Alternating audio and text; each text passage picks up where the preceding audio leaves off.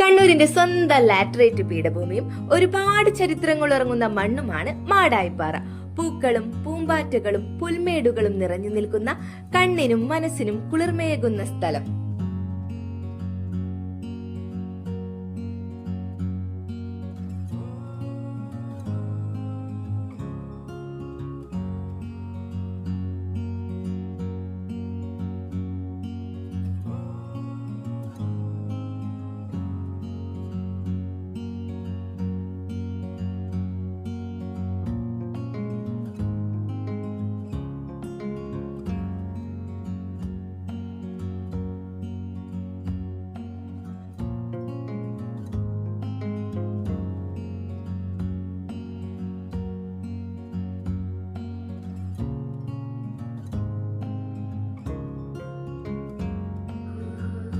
കൊടും വേനലിലും തെളിഞ്ഞ വെള്ളം ലഭിക്കുന്ന ഈ തടാകം ഒരു അത്ഭുതമാണ്.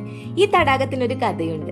ദാരികാവധത്തിന് ശേഷം കോപവും ക്ഷീണവും തീർക്കാൻ ഭദ്രകാളിക്ക് കുടിക്കാനായി പിതാവായ പരമശിവൻ തന്റെ ത്രിശൂലം നിലത്തടിച്ചപ്പോൾ ഈ തടാകം വന്നു എന്നാണ് ഐതിഹ്യം.